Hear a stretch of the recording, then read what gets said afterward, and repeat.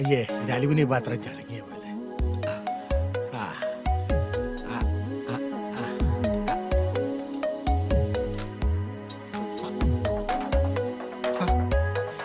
ഇതേതാടാ നല്ലോ ഇതാരാടോ? നോക്കട്ടെ. ആ, ഇത് ഇവളാണ് പാപ്പച്ചായ, അംബിക. ആഹാ. ഞാൻ വിചാരിച്ചതിനെ തന്നെ പാപ്പച്ചായ സെലക്ട് ചെയ്തു. ഇവളുടെ ഭർത്താവ് ഗൾഫിലാണ്. ആഹാ. വീട്ടിൽ അടയിരുന്ന് മടുത്തു. ആ. ഞാൻ നേരത്തെ മുതലേ പാപ്പച്ചായന് വേണ്ടി കണ്ടുവച്ചിരുന്നതാ. ആഹാ. ഇവൾ എന്റെ നമ്പർ തേടി പിടിച്ചു വിളിച്ചു. എന്ന് പറഞ്ഞ ഓൾ കേരള ഡിസ്ട്രിബ്യൂട്ടർ താനല്ലേ? പലതിന്റെ റിലീസ് താൻ വഴിയല്ലേ? പക്ഷേ പാപ്പച്ചായന് വേണ്ടി ആലോചിക്കുമ്പോഴാണ് ഞാൻ കുഴയുന്നത്. അതെന്നാടോ? ഓ, പാപ്പച്ചായന്റെ അവസാനത്തെ ആ പണി അത് പെണ്ണുങ്ങൾക്ക് സഹിക്കാൻ വലിയ പാടാ.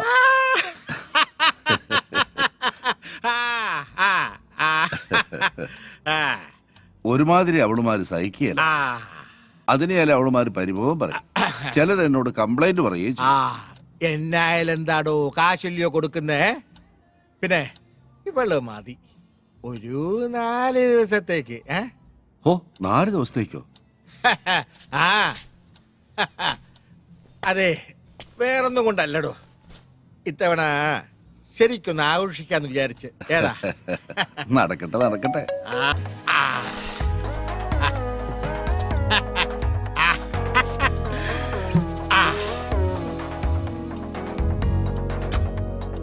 ഓ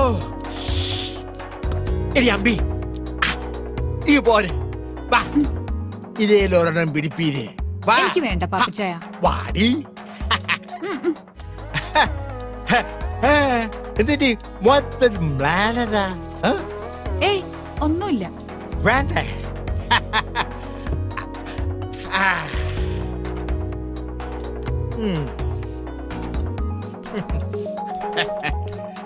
പാപ്പച്ചായൻ എന്നെ എന്നാ വിളിച്ചേ? അമ്പീന്ന്. നിനക്ക് ഇഷ്ടായില്ലേ? എന്റെ ഭർത്താവ് എന്നെ അമ്പീന്നാ വിളിക്കുന്നേ. അതെന്നാടി പെണ്ണെ, നിന്റെ ഭർത്താവിന് മാത്രം ആ പേര് അങ്ങോട്ട് എഴുതി തന്നിരിക്കുകയാണോ? അരുത്, അദ്ദേഹത്തെ വെറുതെ വിട്ടേക്ക്. വിട്ട് വിട്ട്. അതും ഇതും എന്റെ സ്വകാര്യതയാ. അതൊക്കെ പോട്ടെ. നിന്റെ ഈ ഭർത്താവ് ഗൾഫിൽ പോയിട്ട് എത്ര ആളായി? 3 വർഷം.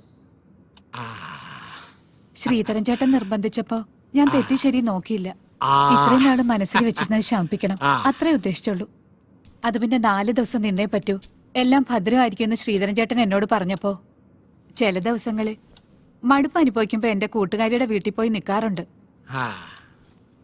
അങ്ങനെ ഒരു കള്ള എന്റെ ഭർത്താവിന്റെ അമ്മയോട് പറഞ്ഞു.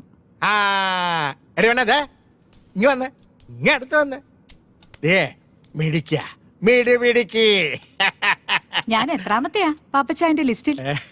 ഇതിന്റെയൊക്കെ ലിസ്റ്റ് ആര് നോക്കുന്നു? കള്ളൻ.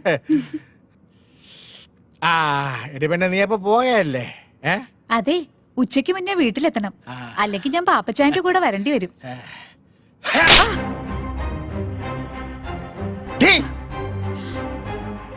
ഇനി ആരുടെയും കൂടെ പോകരുത്. പക്ഷേ ഞാൻ വിളിക്കുമ്പോ വന്നേക്കണം. പാപ്പച്ചായ, അച്ചായ കുച്ചായ ഓടി. രാജേഷേ, ആ പാലാ പാപ്പച്ചന്റെ റൂമിലേക്ക് ഒരു ഫിഷ് കറി മീൽസ് വേഗം കൊടുത്തരെ.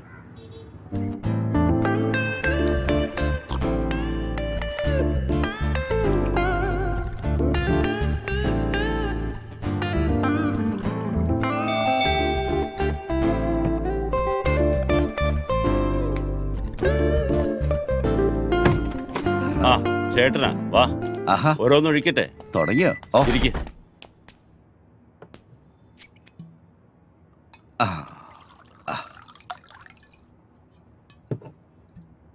ഞാൻ ശ്രീധരേട്ടനോടൊരു കാര്യം ചോദിച്ചോട്ടെ? പല പ്രാവശ്യം ചോദിക്കണമെന്ന് തോന്നിയിട്ടുള്ളതാ. ചോദിച്ചോ. ഈ കൂട്ടിക്കൊടുക്കുന്നതില് എന്തെങ്കിലും കുറ്റബോധം ഉണ്ടോ?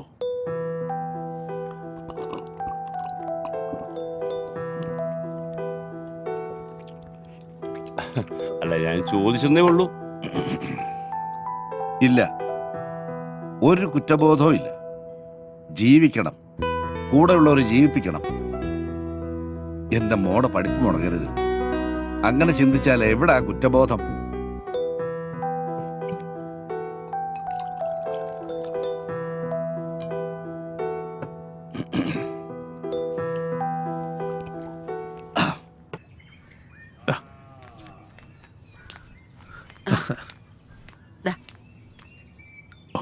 ദാടാ.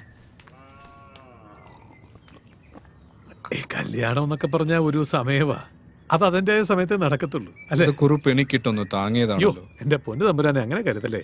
ജോത്സ്യപ്രകാരം അങ്ങനെ ഒരു ചൊല്ലുണ്ടല്ലോ, അതുകൊണ്ട് പറഞ്ഞതാ. ആ അത് പറഞ്ഞപ്പോഴാ ഓർത്തത്, നമുക്കൊരു ജോത്സ്യനെ കാണണ്ടേ ഭദ്ര. അവനിങ്ങി വരട്ടെ ചേച്ചി, നമുക്ക് നോക്കാം. ഉം.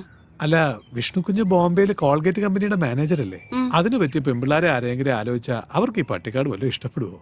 എന്റെ തമ്പുരാനെ, ഈ ഇല്ലൊക്കെ അങ്ങോട്ട് വിറ്റിട്ട് വല്ല ടൗണിലും പോയി നല്ല വീടെടുത്ത് അങ്ങോട്ട് എടോ താമസിക്കും. എനിക്ക് ഇതൊക്കെ മതിയടോ.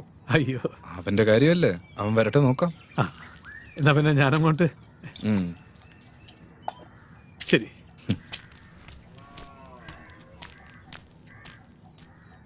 പാവം, ഇവിടുന്ന് കിട്ടുന്നതുകൊണ്ടാ അയാളുടെ കുടുംബം കഴിയുന്നത്. ചേച്ചി ഒന്നും കൊണ്ടും വിഷമിക്കണ്ട, അവൻ അറിയിക്കുന്നതിലും കൂടുതൽ ഞാൻ കൊടുക്കുന്നുണ്ട്. അതല്ലേ അവൻ നോക്കിയും കണ്ടുമൊക്കെ ഇവിടെ നിൽക്കുന്നത്.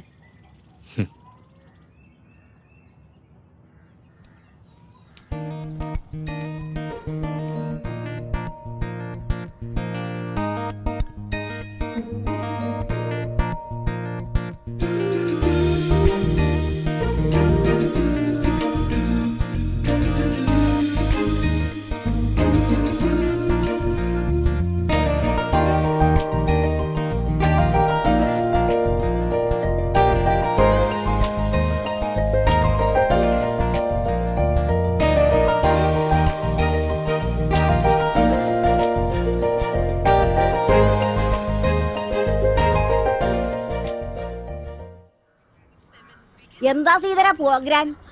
ഒരു ചെറിയ കേസ് കേട്ടുണ്ട്. ചെറുക്കനും പെണ്ണും സ്നേഹത്തിലാ. ആ. നമ്മൾ ഇടനില നിന്ന് സ്ത്രീധനം ഉറപ്പിച്ചു കൊടുത്താൽ മതി. പക്ഷെ ഇപ്പൊ സ്നേഹത്തിനൊന്നും വിലയില്ലല്ലോ. കാലത്തിന്റെ പോക്ക് അങ്ങനെയല്ലേ. അത് സത്യമാണാ പറഞ്ഞത്. ഈ ബീറോ വന്നതുകൊണ്ട് നിങ്ങൾക്കൊരടിയായല്ലേ?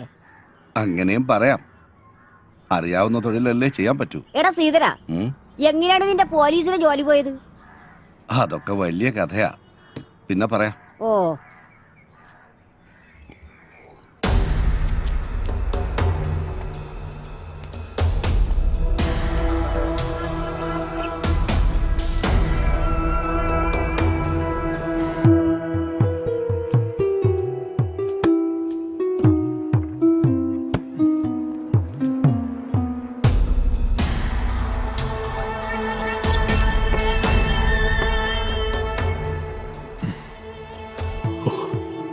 എന്റെ ഭഗവാനെ, ഈ ഇല്ലത്തിന് പുറകിലുള്ള ഈ നിലവറയും ഈ കടലുമാണ് എന്റെ ഐശ്വര്യം.